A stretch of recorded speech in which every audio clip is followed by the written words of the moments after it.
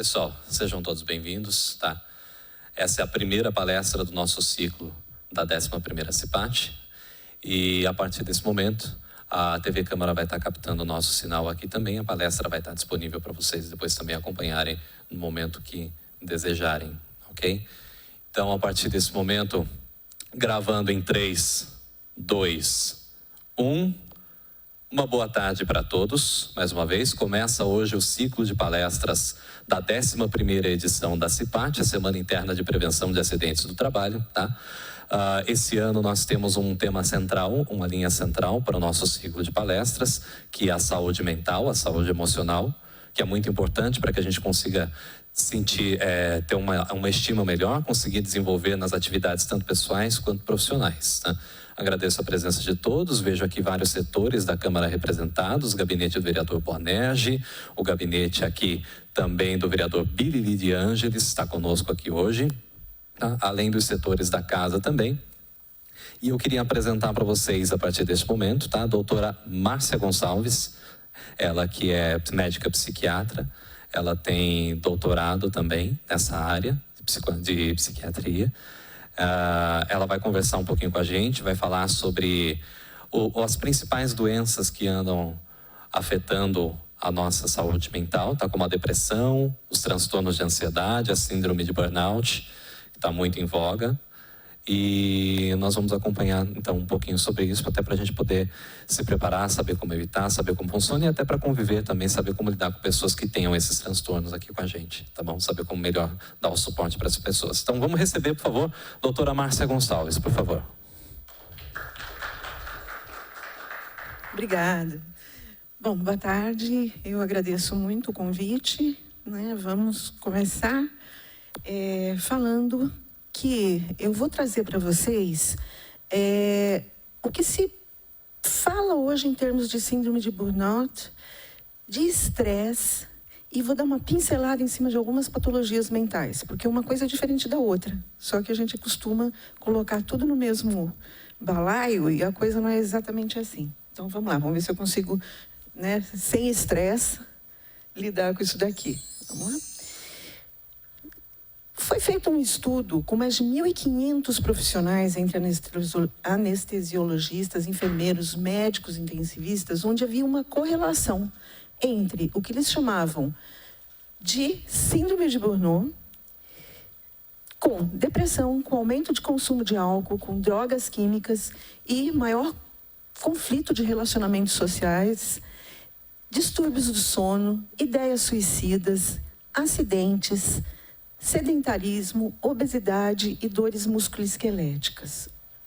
Vamos ver se eu consigo me virar aqui. Então, vamos conhecer um pouco o que é esse burnout que ele tanto fala, né? O termo foi utilizado em 1953 por Schwartz, através de uma enfermeira, Miss Jones.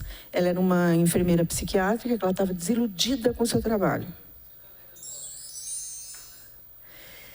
Em 1960, Graham Greene, ele fala novamente, né, a burnout case, né, que seria um arquiteto que abandonou a profissão devido aos sentimentos de desilusão que ele estava sentindo. E os sintomas e sentimentos descritos pelos dois profissionais são o que se conhece hoje por burnout. Em 74, um médico chamado Freudenberger, ele falou que era um sentimento de fracasso e exaustão causado por um excessivo desgaste de energia e recursos internos. Em 75 e 77, incluiu comportamentos de fadiga, depressão, irritabilidade, aborrecimento, perda de motivação, sobrecarga, né, de trabalho. Como sobrecarga de trabalho? A pessoa começa a ela mesma vai assumindo um monte de coisas que ela não consegue dar conta, que é uma forma de tentar se sentir melhor e produzir mais. E começa a apresentar sintomas de rigidez e inflexibilidade. Tá? Agora, o estresse, ele é um esgotamento pessoal, tá? Que interfere na vida do indivíduo, mas não necessariamente na relação de trabalho. Existem muitas causas de estresse, não é só o trabalho. Já o Burnout. Ai, volta! Volta, filha. Ele está indo para frente. Chilique. Vamos, volte. Isso. Você vai comandar aí, pelo visto. Então, você consegue passar só o Burnout aí para mim? Isso. É uma síndrome que envolve, então, atitudes e condutas negativas com usuários, clientes e na organização de trabalho, tá? E as doenças psiquiátricas, tá? Que são depressão e ansiedade, já existem sintomas neuroquímicos. Então, uma coisa pode estar associada com outra? Pode. Aquele primeiro slide que eu mostrei, existia uma associação. Pode ir?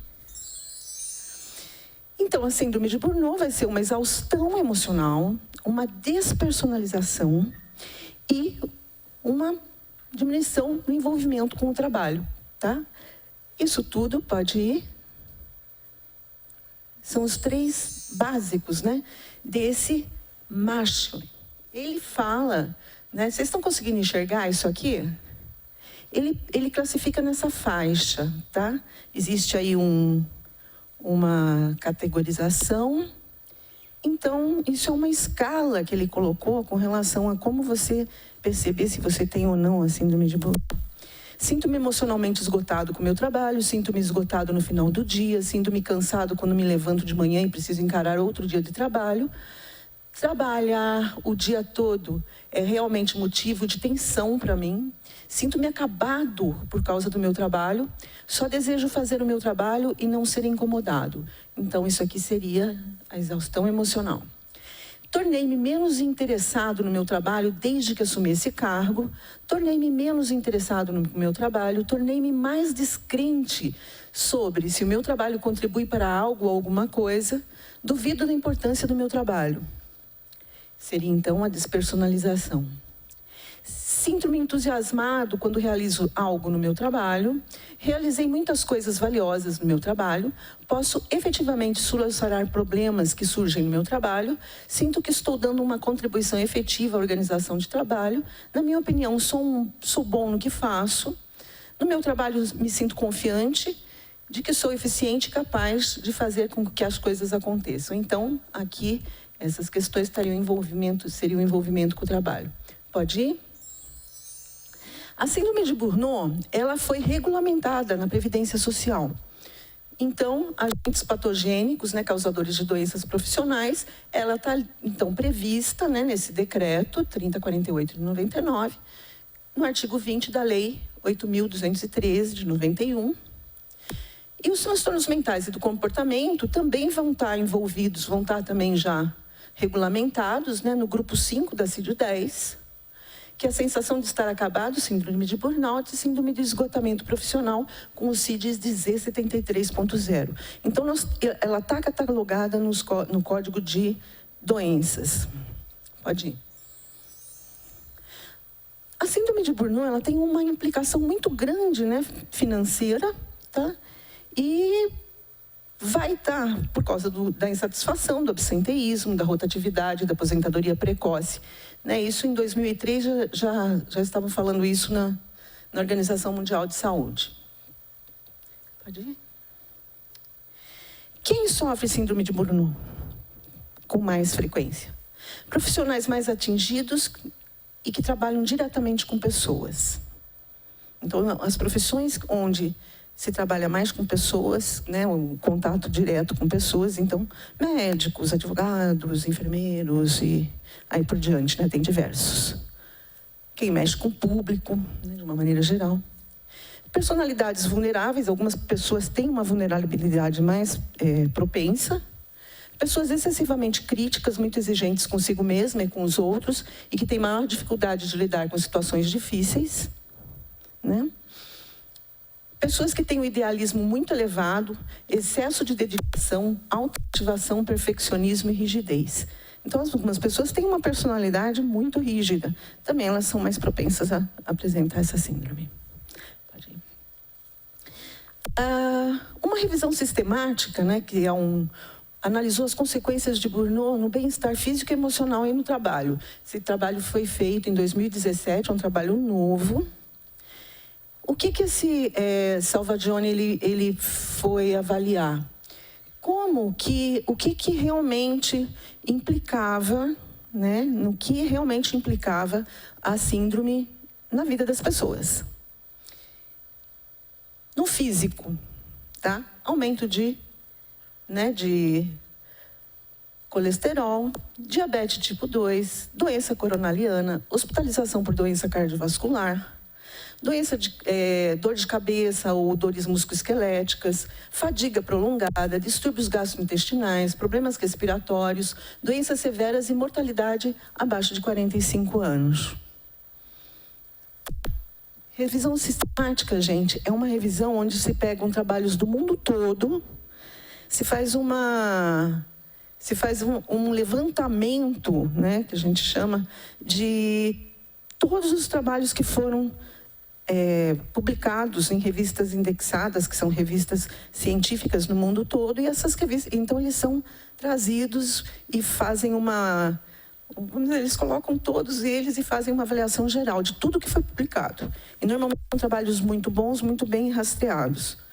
Então, o impacto, né, na vida da pessoa, do ponto de vista emocional, a síndrome vai trazer insônia, sintomas depressivos, tá? Sintomas depressivos não é depressão, tá?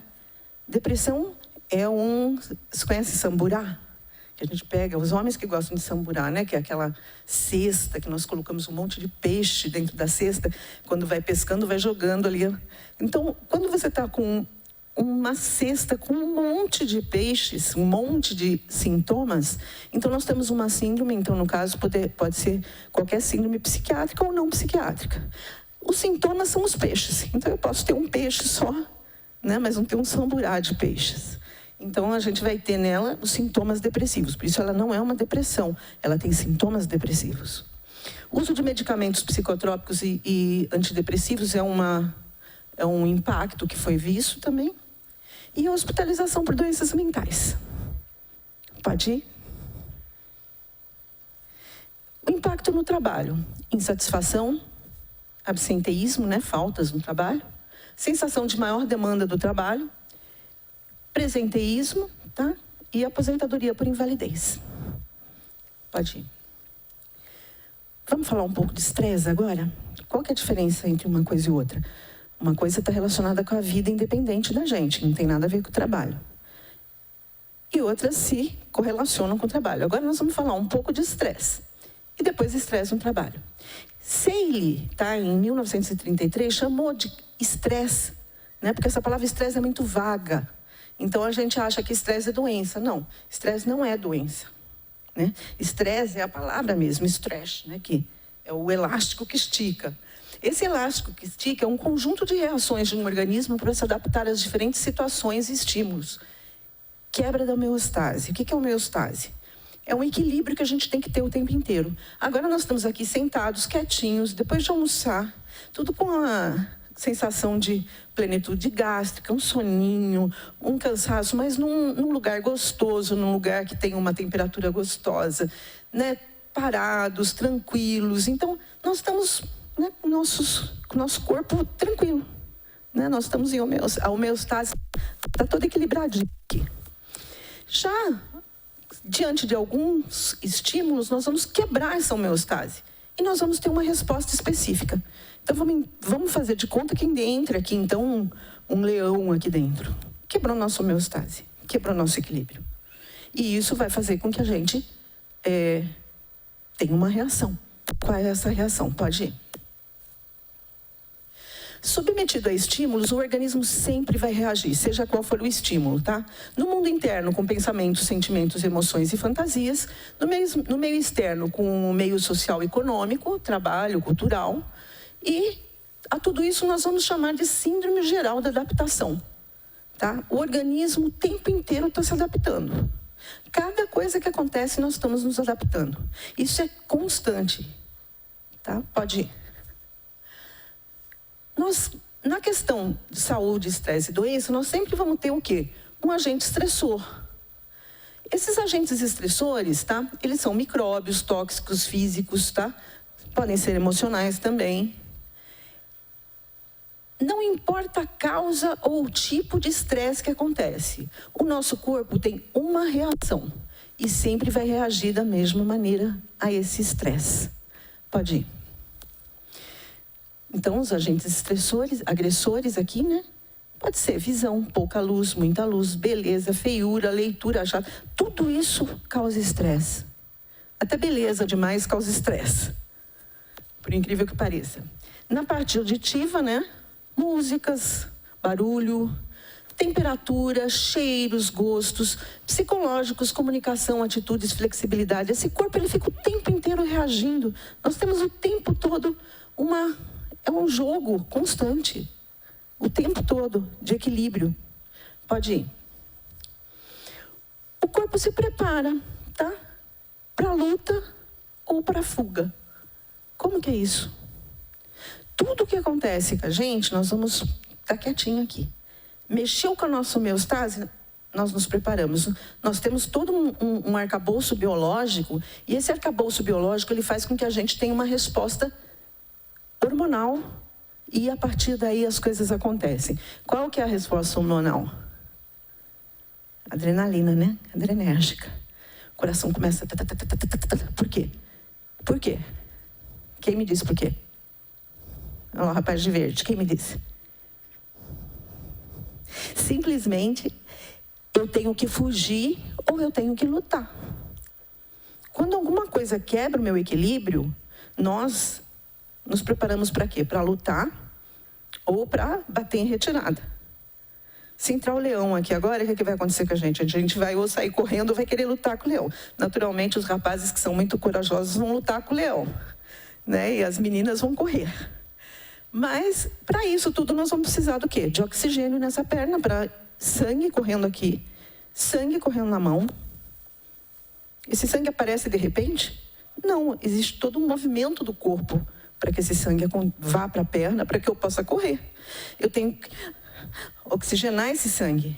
Então, eu respiro mais forte, começo a ter às vezes até falta de ar, por hiperoxigenação. Vai sangue para a perna, vem sangue por baixo, eu vou brigar ou vou correr. Meu corpo está prontinho para isso. Só que às vezes o estresse não é por exemplo, numa crise de ansiedade, isso são sintomas de alarme falso. Não existe o estressor, o leão não existe, é só a disposição interna. Oi.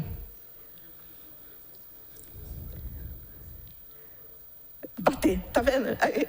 Ele se sentiu em perigo porque tirou Mas você percebe? É assim que a coisa funciona. A adrenalina vem, a adrenalina faz com que a gente responda ao ambiente, né? Então, a reação ao medo, né? As reações físicas, sustos, frustrações, mecanismos, tudo vão levar a adrenalina e vão entrar nesses estágios. Conforme uma pessoa vai sendo submetida constantemente ao mesmo estressor ou estressores diferentes que causam no organismo essa desestabilização, então nós vamos ter uma reação de alarme, de resistência ou de exaustão. Pode ir.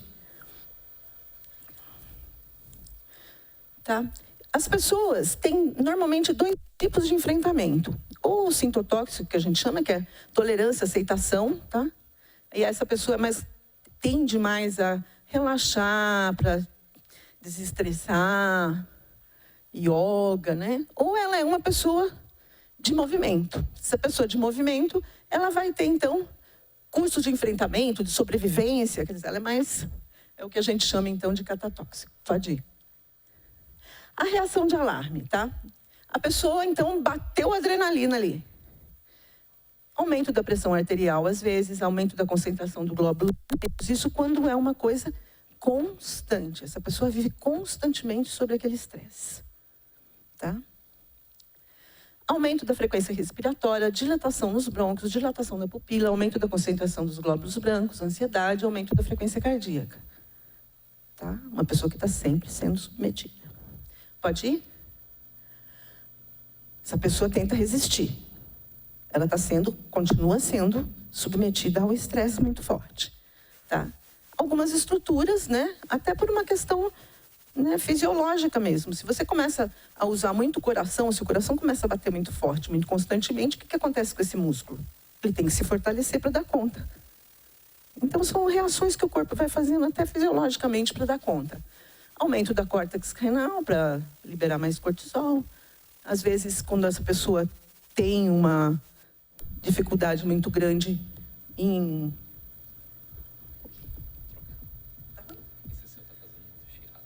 Tiramos o chiado. Melhorou? Você vai ver lá?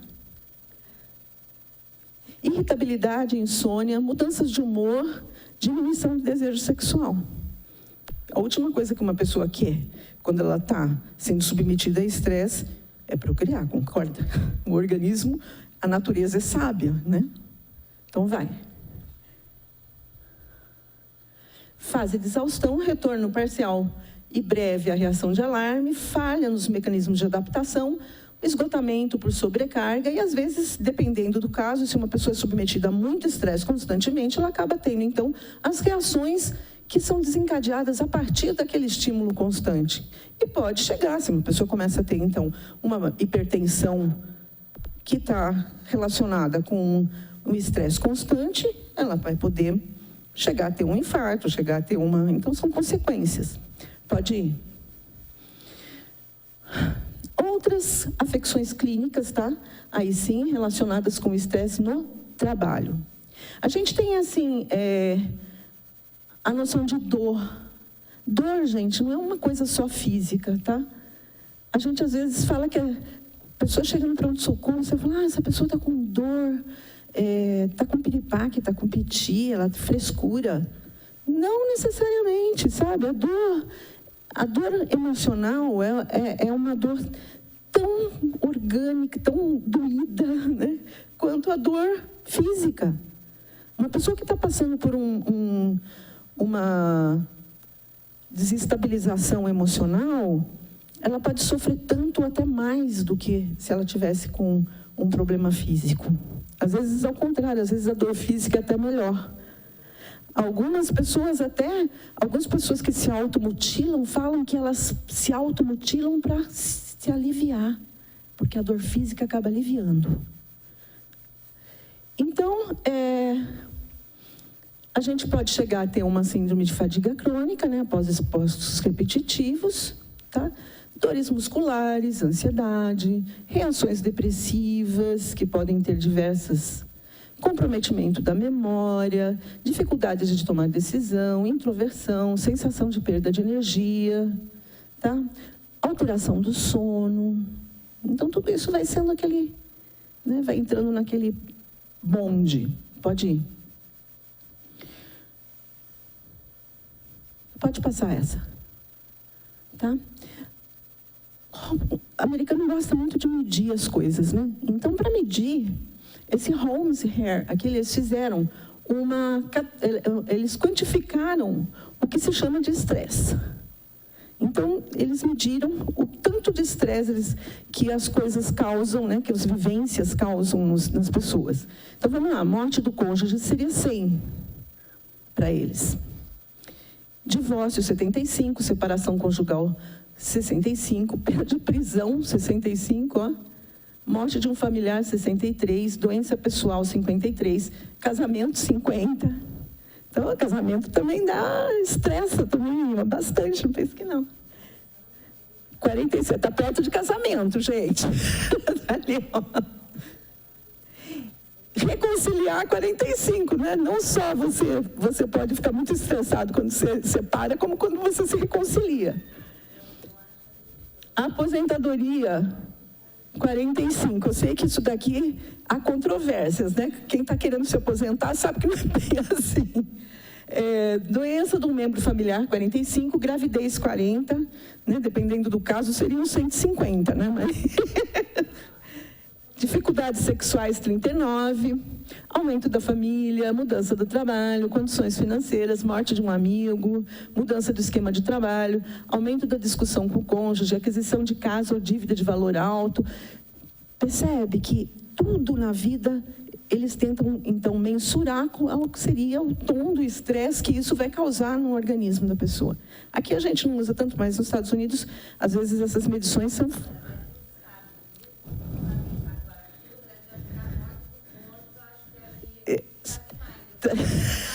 Quantos, 30. Pois é, né? Depende do cônjuge, né? Se for recém-casado, talvez não. Pois é. Pode ir. E nós, mulheres? Dissonâncias no papel, estresse e adaptação. Gente, ambiguidade de papel, incerteza de como atuar e das metas a serem atingidas, isso causa um estresse danado. Incompatibilidade de papéis, promoções com mais de uma função, quer dizer, o cara é promovido no emprego, mas ele, quer dizer, na realidade a promoção dele ele não ganha mais, mas ele tem que trabalhar mais, gastar mais e tudo mais, ele só ganha o nome de que ele foi promovido, mas ele tem que trabalhar mais para isso e não recebe nada por isso. Isso também é um estresse grande. As mulheres, gente, a sobrecarga de papéis das mulheres com filho, casa, marido. Agora a mulherada está começando a ficar um pouco mais esperta, está começando a exigir mais, né, dessa divisão de trabalhos e tudo mais. Mas até um tempo atrás, era muito comum a mulher chegar em casa, ainda fazer todo o serviço doméstico, cuidar de toda a criança, organizar tudo em casa e tudo mais, e depois trabalhar o dia inteiro. Enfim, muito complicado, gente. Não é fácil. O estresse que isso acumula no dia a dia, no mês a mês, no ano a ano, né? Isso vai causar nessa pessoa uma alteração nessa adaptação. Então, para se adaptar a tudo isso, o enfrentamento ativo, a pessoa vai lá e expressa a insatisfação. Eu que vim de família italiana, então a italianada berra, grita, fica brava, enfim, e resolve as coisas, ou não, mas pelo menos berra e grita. E o enfrentamento passivo, a pessoa começa a faltar, começa a usar droga, começa a se... O uso de droga, gente, muitas vezes é consequência desta adaptação. Né? A pessoa não está conseguindo dar conta, está causando muita ansiedade, está ficando deprimida. O que ela vai fazer? Ela vai lá e toma uma bicadinha no bar. Né? Toma uma pinguinha. Aí ela começa a ver que aliviou. No dia seguinte vai lá também. No dia seguinte também. Então ele começa a fazer o quê? Buscar, né, fugas, né, que vão causar mais problemas a médio e longo prazo do que realmente resolver o problema. E depois vão acabar ficando adictos. Porque todas essas doenças, alcoolismo, uso de drogas, porque o alcoolismo às vezes não vem sozinho. Às vezes o cara vai lá no bar, começa a tomar bicadinha, mas alguém chega e oferece uma outra coisa para ele. Fala, toma isso daqui, cara, que você vai ficar muito legal com isso daqui. Você vai ver que isso aqui vai te aliviar. Começa a cair na droga. E depois que caiu na droga, é assim, sabe? Sabe aquela brincadeira de dominó? Brincadeira de dominó. Caiu numa, vai uma atrás da outra. Até chegar naqueles quadros gravíssimos que a gente sabe, e que hoje tem muito também, tá? Mais do que a gente imagina. Mais escala de Holmes, tem. Alteração da responsabilidade profissional, reconhecimento profissional, cônjuge inicia ou para de trabalhar, abandono dos estudos, aumento da diminuição de moradores da casa, mudança de hábitos, problemas com o chefe, 23 só, hein, gente? Olha só. Daqui a pouquinho, né? Depende do chefe. Mudança de residência, mudança de escola, mudança de atividade recreativa, mudança religiosa, mudança de atividade social, compra de valor médio, mudança de dormir, mudança de reuniões familiares, de alimentação, férias, Natal, até isso dá 13º. Eu quisera ter todo dia, né, esse estressinho aí. Vamos lá, gente. Enfrentamento, então, nós podemos falar em 3 tipos de enfrentamento, né? O enfrentamento individual, nós vamos encontrar pessoas que vão, então, para enfrentar essa situação, quando não consegue dar conta, elas vão começar, então, a ter uma queda na eficiência, ausências, insegurança, protelação de decisões, sobrecarga voluntária de trabalho, uso abusivo de medicamentos, irritabilidade, tensão, vai ficar explosivo, sentimentos de onipotência. Às vezes a pessoa acha que, ao contrário, você fala, nossa, aquele cara é metido, aquele cara se acha. Não, às vezes é uma forma que ele está tendo, o estresse em cima dele é tão grande que ele assume uma postura de onipotência, defesa. Né? Às vezes nem é, às vezes o deus grego tem pé de barro. Né? Lá atrás está uma grande dificuldade de reagir. Desconfiança, agravo ou eclosão de doenças. Então, isso daqui é um enfrentamento individual. Nos grupos, quando nós temos um grupo de pessoas trabalhando, então, como que o estresse pesa no grupo, vamos dizer assim, como que seria o enfrentamento do grupo, mas o enfrentamento é negativo? Competição é a primeira coisa. Politicagem, em vez de resolver as coisas, começa aquela politicagem, comportamento hostil com as pessoas, perda de tempo com discussões inúteis, pouca contribuição, membros isolados, problemas comuns não compartilhados, insegurança e alta dependência do líder. Incrível, né? Então, se vocês começarem a detectar isso no trabalho, às vezes realmente é uma carga excessiva de estresse que está impactando, né, com o trabalho. E nas grandes organizações, então, como que se vê, né, esse estresse muito grande? Uma empresa grande, quando ela está muito sobrecarregada, que o estresse está muito grande, existe uma desorganização, uma adaptação não muito boa, começa a existir greves, atrasos, ociosidade, sabotagem, muito absenteísmo, alta rotatividade de funcionários, alta taxa de doença nessa empresa, baixo nível de esforço, vínculos pobres no relacionamento.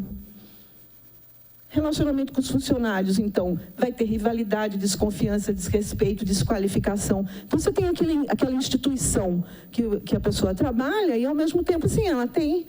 É uma empresa que ela tem todas essas características aqui.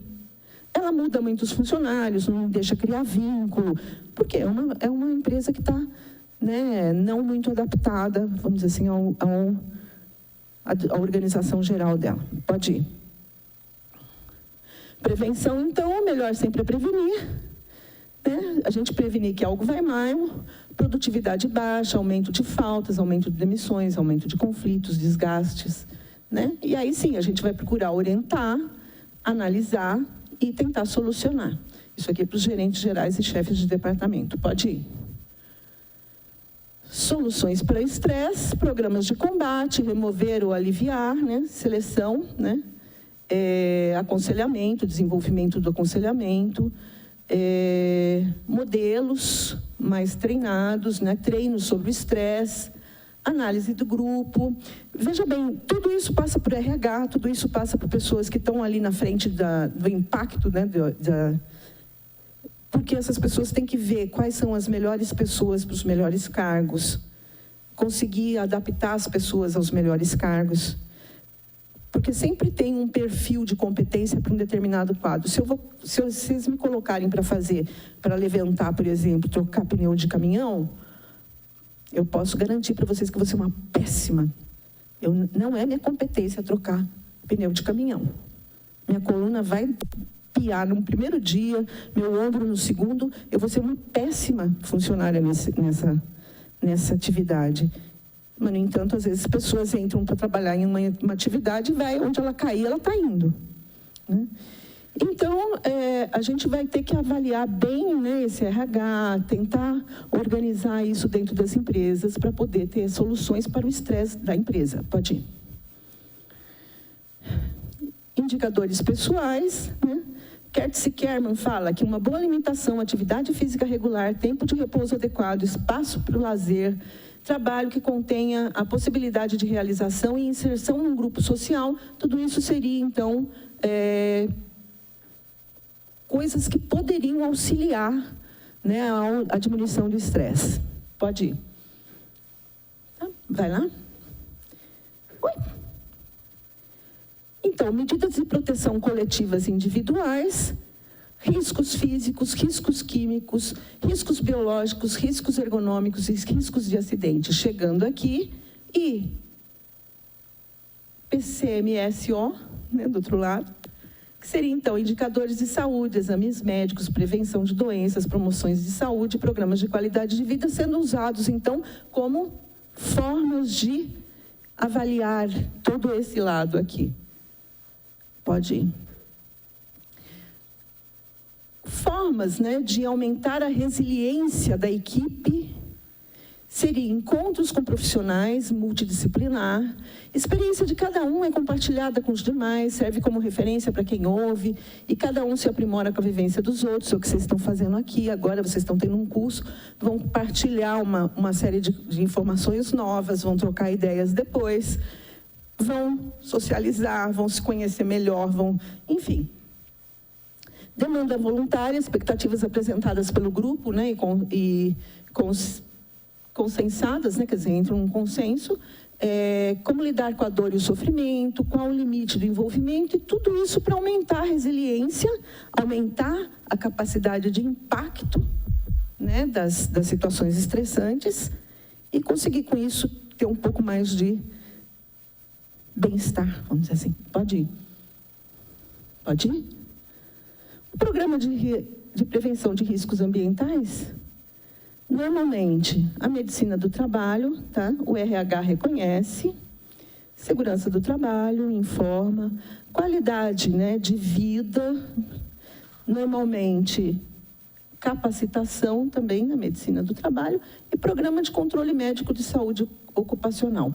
Cuidar bem de quem cuida. Então, aí sim, programa de prevenção de riscos ambientais. Pode ir.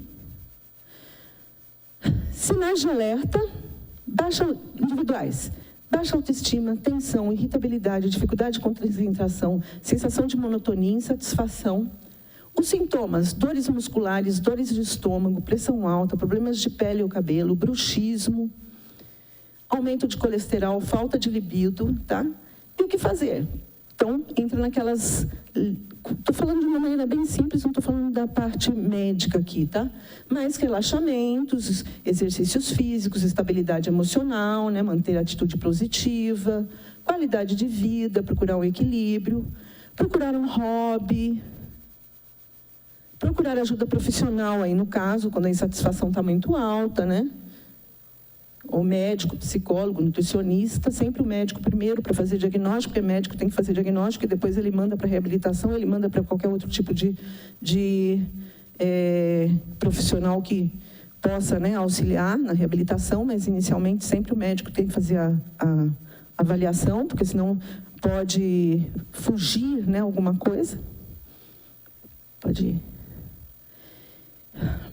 Intervenções organizacionais, né, para a proteção dos colaboradores, né, numa síndrome, instituir, então, um monitoramento individual, oferecer treinamento para o cuidado emocional, favorecer comunicação efetiva entre os colegas da equipe, promover uma boa relação interpessoal no ambiente de trabalho. Isso aqui tem pessoas que são líderes, né, são líderes de alguns setores, então, aproveita para ver bem isso. Pode ir. Isso foi em 2013, o Davis. Em 2017, né, intervenções para a proteção de colaborador contra a síndrome. Primeira coisa, vocês têm que ser conscientes, nós temos que ser conscientes, né, da possibilidade de prevenir a síndrome de Burnout. Eu tenho que ter essa consciência. Eu estou vendo alguma coisa que não está boa no meu trabalho, eu preciso ver, eu estou sentindo em mim que alguma coisa não está bem, eu preciso ter essa consciência, eu preciso ter o start de procurar, mas para isso precisa de informação, né? Então a informação está chegando. Expressar emoções, né? Pensamentos, sentimentos, memórias, conversar com amigos, membros de família, psicólogo, guia espiritual sobre experiência de trabalho, cultivar a espiritualidade. Hoje em dia, né, a espiritualidade, ela está sendo cada vez mais inserida dentro dos contextos de trabalho, de saúde, sendo uma ferramenta muito importante, né, a fé, eu acho que a fé é o que move tudo, né? A fé é o que move o ser humano. Então, está aqui. E, a partir disso, reflexão, começar a refletir. Então, quais ações? Rever salário, redimensionar recursos humanos, melhorias do local de trabalho, programa de atenção aos profissionais de saúde, capacitações e as reações, diminuição de carga horária, aumento de resolutividade de atendimentos, diminuição da violência contra os profissionais e a diminuição desses índices, então, de síndrome de Burnout. Pode ir. E o resultado disso, então, seria a melhoria da qualidade de vida profissional, humanização da saúde e aumento da qualidade de atendimento. Tá, pode ir. Sobre o burnout e sobre o estresse, é isso que eu falei para vocês. Com relação às doenças psiquiátricas, nós temos algumas doenças psiquiátricas que são muito comuns e que acabam vindo, né, muitas vezes associadas, né, correlacionadas com esse estresse e com essa síndrome de Burnout, e que são a depressão, em primeiro lugar, os quadros depressivos ansiosos, onde é um pouco mais do que isso.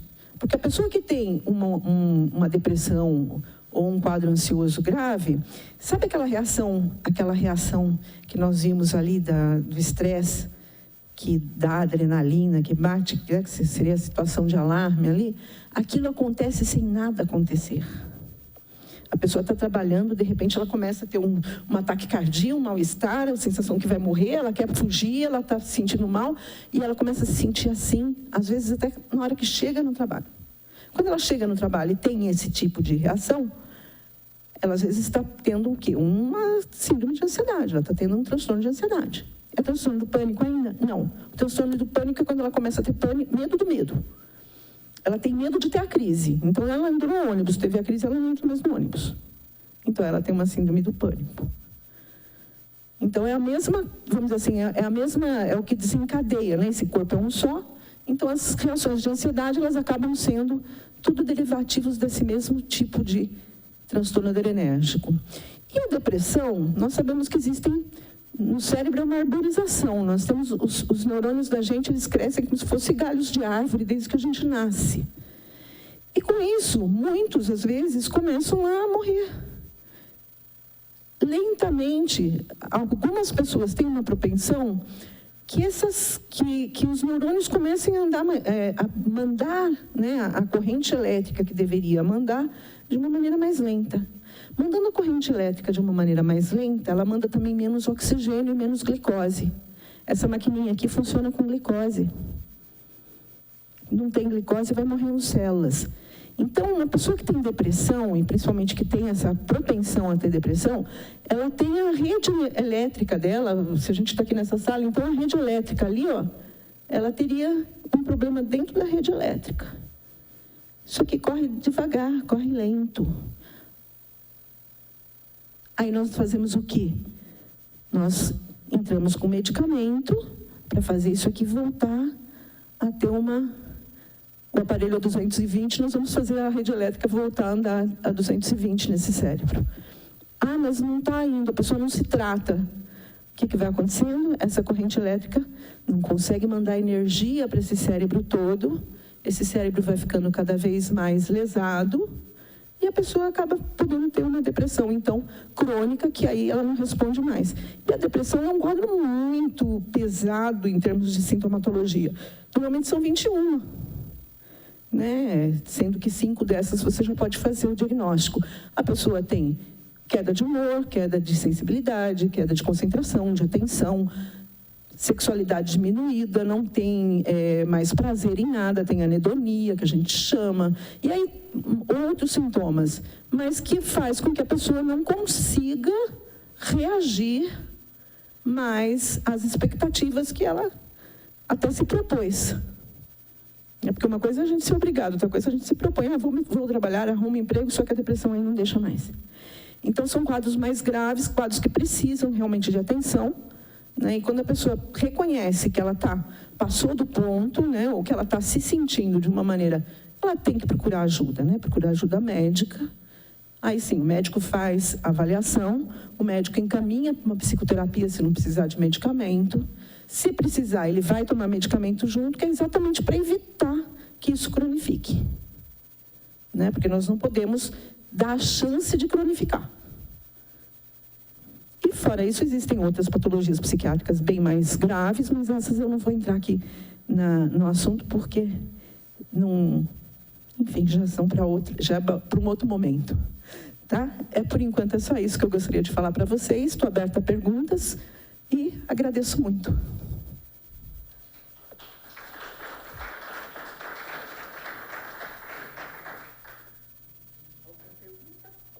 Alguma pergunta? Alguém tem alguma pergunta para fazer para a doutora Márcia? Estamos com o microfone aqui. Ninguém? Deu para entender? Então, tá bom. Então eu agradeço e agradeço muito a você, Tiago, pela oportunidade. Nós que agradecemos. Por favor, uma salva de palmas para a doutora Márcia Gonçalves. Tchau, gente. Obrigada. Obrigado pela presença de todos aqui nessa primeira palestra, tá? Da nossa 11ª semana de prevenção de acidentes do trabalho. Amanhã, às 9 da manhã, nós teremos aqui uma palestra com o trainer e mestre em desenvolvimento organizacional, Adriano Couto. Ele vai falar um pouquinho para a gente sobre crenças limitantes, como é que a gente pode expandir o nosso pensamento e também isso entra num gatilho aqui do que foi falado hoje, tá? Como a gente pode fazer também para criar expectativas melhores que vão nos afastar das patologias que a doutora Márcia mencionou. Muito obrigado mais uma vez pela presença de todos vocês e esperamos nos ver amanhã às 9 da manhã aqui no plenário também. Muito obrigado.